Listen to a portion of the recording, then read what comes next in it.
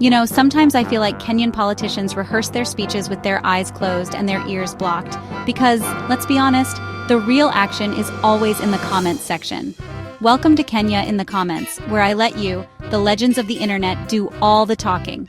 Today's viral moment. Donald Trump sat in silence, eyes locked on the television, as a live broadcast flickered from Burkina Faso. Convoys of white mobile hospitals rolled into dusty villages. Doctors in crisp coats stepped down, greeted by crowds rushing forward with hope in their eyes. The camera zoomed in on Captain Ibrahim Traoré, dressed in uniform, handing over a massive check to expand the program that was transforming lives. Trump leaned forward, lips tightening, and muttered under his breath, "This changes everything." The clip blew up. The comments, even hotter. Let's check out what Kenyans had to say. First up, under the savage clapbacks category, someone wrote, President Donald Trump, you are not too late to be taught by Professor Ibrahim Traoré. I know that you are shocked at the intelligence of this young African leader. The camera cut back to Traoré, standing before the people declaring no one should walk 200 miles for medicine. Medicine must walk to them. The crowd roared, and for a moment even Trump felt the weight of those words sink deep.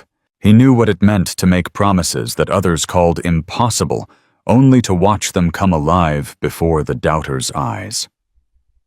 The scene played like a mirror of his own battles. Next, tribal fire, because it wouldn't be Kenya without a little spice. Congrats for your continued wisdom, more power, God Almighty. Bless Ibrahim Traoré, King of Africa. Next, it's the Lord's doing. Staff had gone home, the hum of the day replaced by the stillness that seemed to sharpen every thought. Donald Trump moved slowly toward his private study, his steps deliberate, the weight of what he had seen from Burkina Faso still pressing against his chest. He closed the door behind him, crossed to the desk where a single photograph sat, one he often glanced at but rarely lingered on.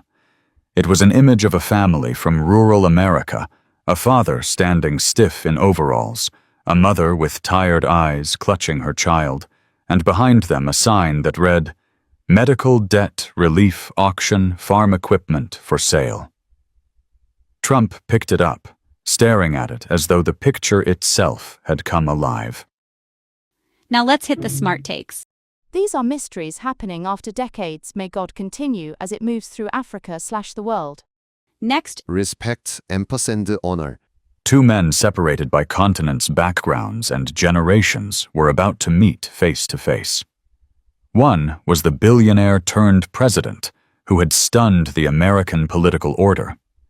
The other was the young captain who had stunned the world by transforming a poor nation into a beacon of possibility. They shook hands, the grip firm, the flashbulbs exploding around them. Trump leaned closer, his voice low, but picked up by microphones that no one dared mute. "How did you pull this off?" His tone was not accusatory, but genuinely searching the blunt question of a man who had spent weeks grappling with a truth he could not ignore. Traoré didn't hesitate. He spoke with the clarity of someone who had long rehearsed not words, but conviction. We stopped waiting for excuses. We started moving trucks. The sentence was simple, but it landed with the weight of revelation. and of course, there's always that one guy who leaves a comment so random you have to respect it. Oga, you have been looking down on the son of the soil, crown of globe. The comment channel. Because sometimes, the comments are better than the content. I thought that man called President Traoré trash. But wait, before you run to the comments, here's my 2 cents. Kenyan politics is like a never-ending telenovela, but the real drama, it's always in the feed. The comment section is where the truth, the humor, and the pain of ordinary Kenyans actually lives. Politicians might have the microphones, but you have the punchlines. So who had the best comment? Drop your winner down below. And hey, if you've got your own clapback that deserves a spot on the show, send it in.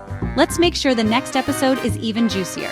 Don't forget to subscribe, because in Kenya, the comments never sleep. See you next time on Kenya in the comments.